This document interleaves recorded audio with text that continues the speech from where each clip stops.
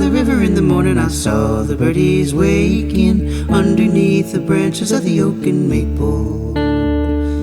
I proclaimed the Illinois River ain't never gonna save me. Wide and muddy and the banks are too unstable.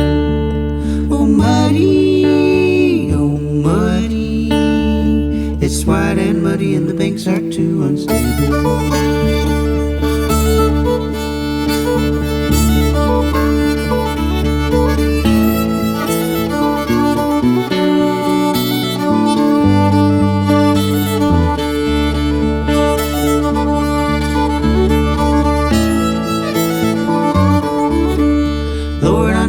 If I was lucky, I'd find a job could pay me. Times are hard and I ain't even got a nickel. And I know that if I was a looker, I'd find a pretty lady. Tried my best, but women can be fickle. Nobody, nobody. I tried my best, but women can be fickle.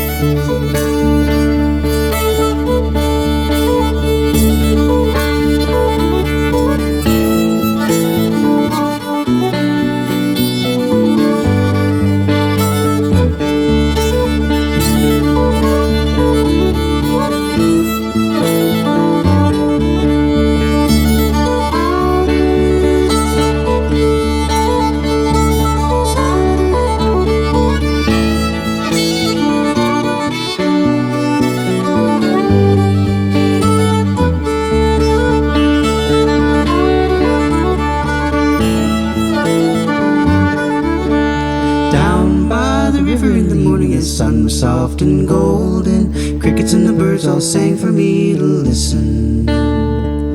I proclaimed the Illinois River could swallow me up whole, and not a soul would know that I was missing. Nobody, nobody, oh not a soul would know that I was missing.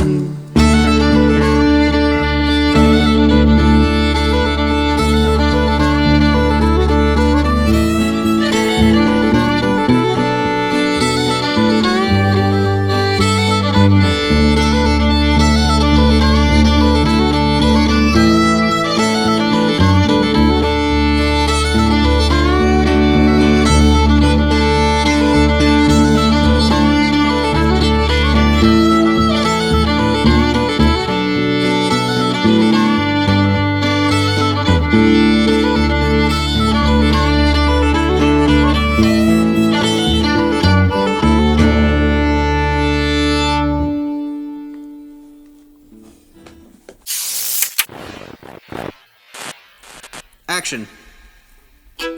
2, 3.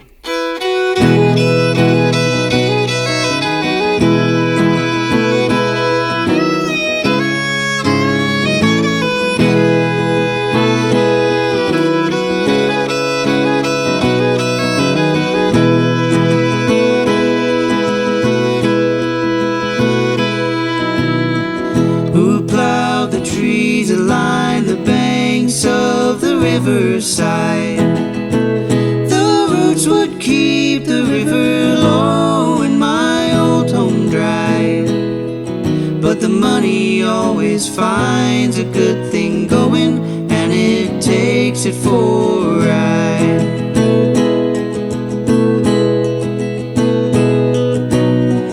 Those men, they took all the good wood from my old hometown. Till the trees had all been floated down. And just like the trees, the river carried all the money down to Morgantown.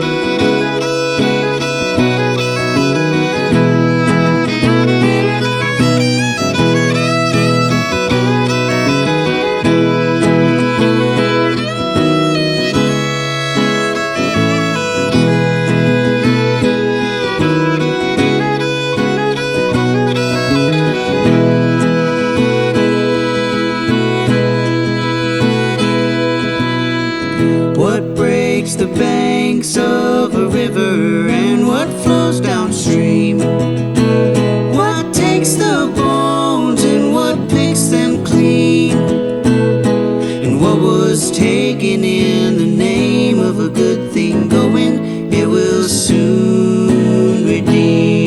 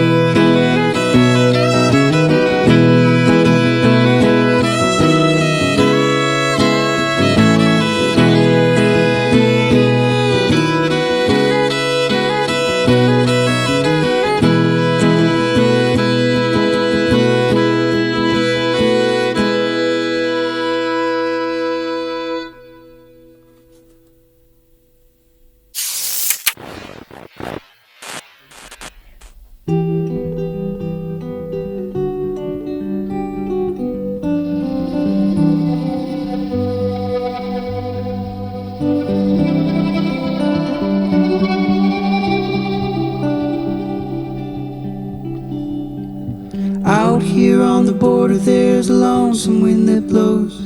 You can hear the trains from miles away coming, singing lonesome, lonesome.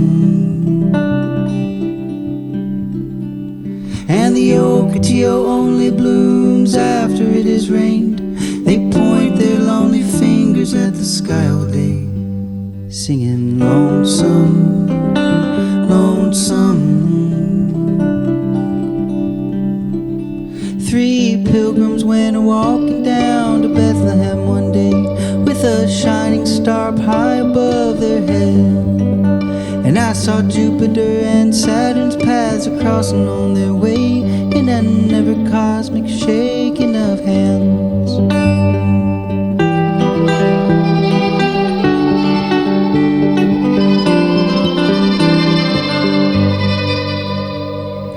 Out here on the border you can walk for days and days, and the only thing you'll find's what they call nothing. Call it lonesome, lonesome. And they say an ancient river came to wash it all away, and the only water left is ever leaving. Call it lonesome, lonesome. There was a pilgrim walking across the Rio Grande one day, with a jug of water balanced on his hand. And I've seen that young Aquarius, and I have seen the sun, and I've seen the turning ages of man.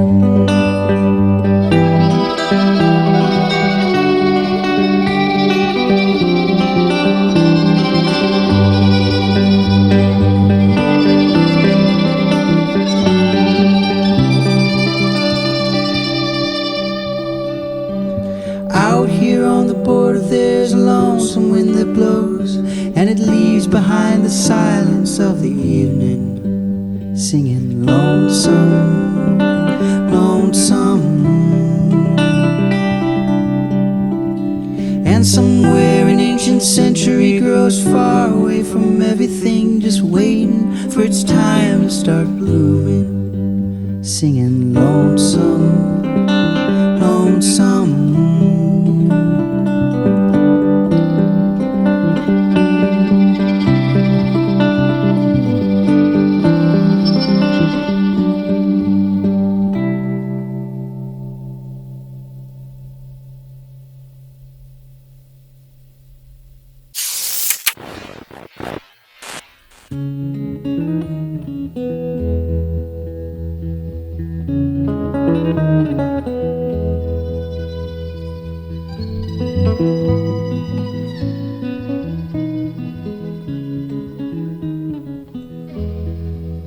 Oh, John, dear John, oh, the rain, it fell upon the cobblestones, and it was right on, right on.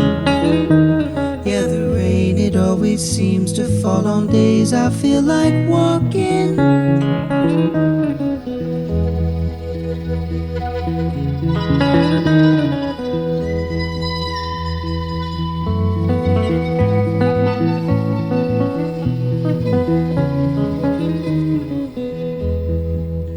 Oh, John, dear John, there's a story that I tell about the world, and it spins around and round. Yeah, it's easier to write a song about a sky that's falling.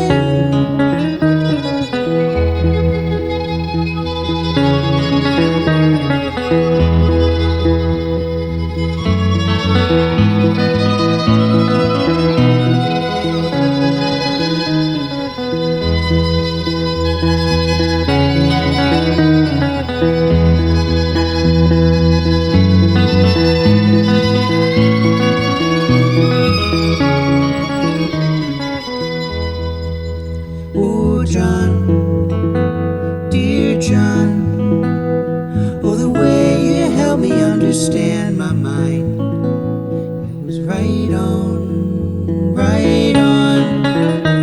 Everything is simple when you're looking out from the inside.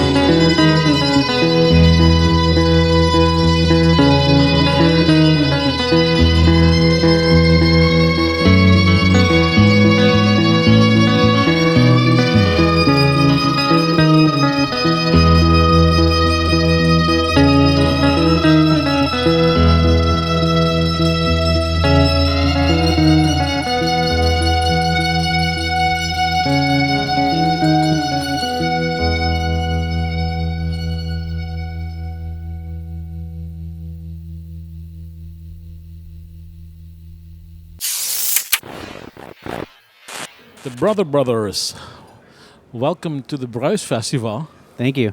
Is it apparently you've played Holland a couple of times? We have. We've been here. We've started in 2016, and we've been coming over since about 2017 or 18. So about once a year. So you found a real audience over here. I think so. At least people who want to bring us over here to have us play in front of people who haven't heard of us. So, but I think people know us by now. Yeah.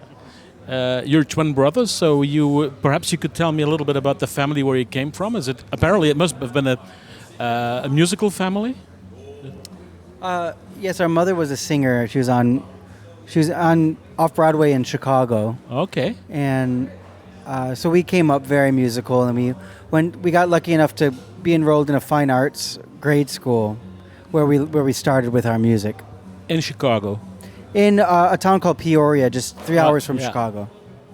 Okay, so that was a very musical family, but that was not the type of music that you guys are drawn to. Is that correct?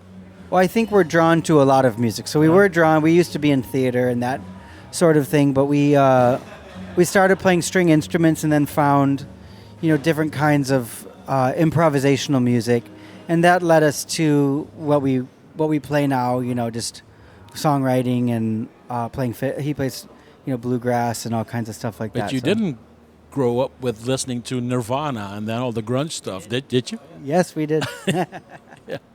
Yeah. But what happened? Oh, well, we played classical music. So he played the cello. Okay. I played the violin, and then when we were in college, we were also studying those. Okay. And then, as we got into jazz and other kinds of music, we wanted to play rock and roll, but we just had our stringed instruments. So I found myself learning how to improvise, and so did David. So I found myself in a bluegrass band. Oh, yeah. We went down to Texas, and David came with me, and we went to a place called the Kerrville Folk Festival out down in Kerrville, Texas. And everybody there's a songwriter, and we had so much fun that we became songwriters. We started writing songs. So I was playing fiddle, and he learned how to play the guitar at 22 years old. I had some kind of a romantic idea with you guys that you were, that you have a grandfather playing Appalachian folk songs or. I wish I could say that. I do. Until recently, I did tour around with my grandfather's violin. Oh, you did? But apparently he was quite good and then stopped playing when he was 18 and got a job and never played. So nobody in my living family had ever heard him play. No. But I had his violin, and it was nice. Yeah. So well, it's funny that you say that. He got a job. So music for you is not a job.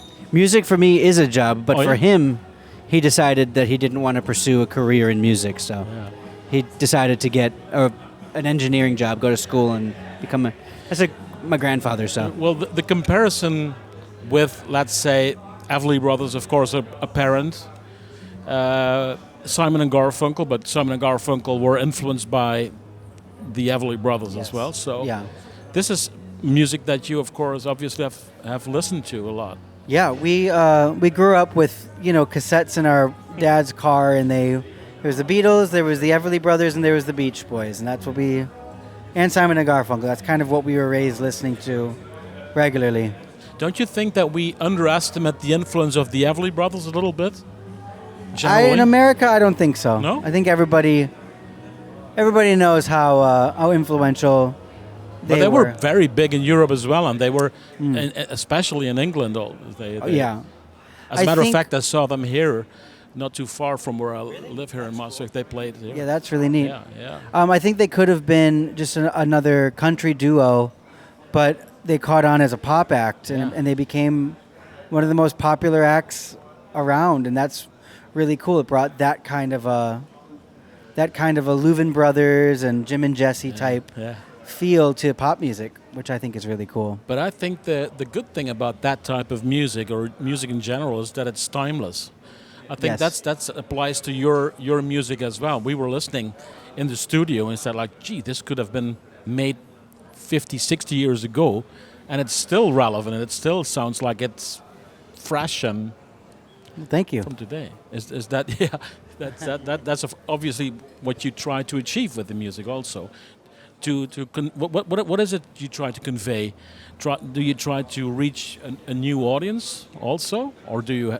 Yeah, I think one of the most important things for me, anyway, is that it doesn't sound like anybody else, and it really has its own character, and every song has meaning that can be gleaned the first time you listen to the song, if you're listening. I thought the song "Dear John" was fantastic, because there is this friendly sounding melody, like there's nothing happening, but then there is this ominous violin. The contrast is fantastic, I think. I think whenever we're creating our music, we're writing songs. We're writing whatever songs come out of us, and then when we put our heads together, we try to create the sound that we want to hear. So whether it sounds timeless or whether it sounds modern or whatever, it's really hard to try to be. I mean, we're getting older and we're getting wiser. So the lesson that we're constantly learning is, if you're trying to be something other than who you are, then people are going to pick up on it, and it's not genuine. So that's our goal, is to just they try to be ourselves. Sense if you're phony or not. Yeah, exactly. Yeah. Brothers in music is always something special. The Everly Brothers had their ups and downs too. No doubt. How does it work within you guys? I just heard Oasis is having their reunion, so we'll see how that goes. They're not twins, though. Yeah, but they famously fight. So. Yeah. But how does that work with you guys when you are in the studio? Is there somebody come up with a lyrical idea, and then, or you just both work? He usually does what I say, and if he doesn't, we're through. So you must be a few minutes older than he is. Exactly. Oh yeah, I got that right. Yeah.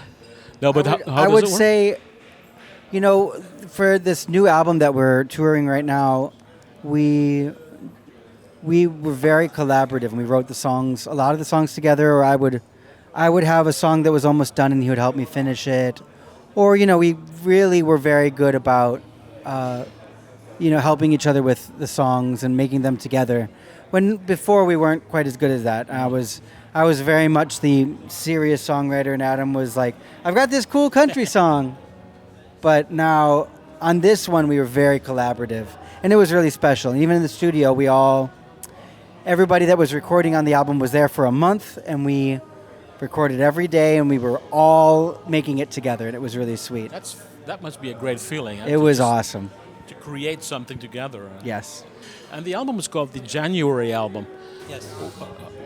Why? Because we made it in January. Oh, gee. And it actually took quite a while for us to put out. And so whenever we were talking about it, we were also hiding it from our record label. So because we didn't want to put it out, it's a long story. No. we didn't want to put it out with them, so we were waiting. So we would always just call it, the album we made in January, the January album. And so it just seemed the easiest way. We tossed around maybe calling it Supermoon or Lonesome, but I feel like the January album feels pretty good. Yeah. So, what are the plans for the future? Are you guys on tour? In 2025, we're playing in Australia. Oh, gee. We're playing just a few. We're trying to take it easy because we've been going really hard. Yeah. So, but we have about one little tour every month, except all of March will be in Australia. And what type of venues do you guys play? Venues like this. Oh, well, yeah, not as many festivals in the States, but if you're listening, we'd like to play more. But we love festivals, so it's so fun. But yeah, just whoever wants to have us, we'll go. Okay, and then after the Australian trip, you guys head back home and start working on new material, or is it already? Yes. I think this year is the beginning of this. When we're going to get home from Europe, and that's the beginning of we're going to write for at least a year and then save up money and go back into the studio. For the next venture. Yes. Okay, well, keep up the good work. Thank you. And it was nice listening to you guys, and see you around. Yes, we'll definitely be back. Thanks. Thanks. The river carried all the money down to Morgantown.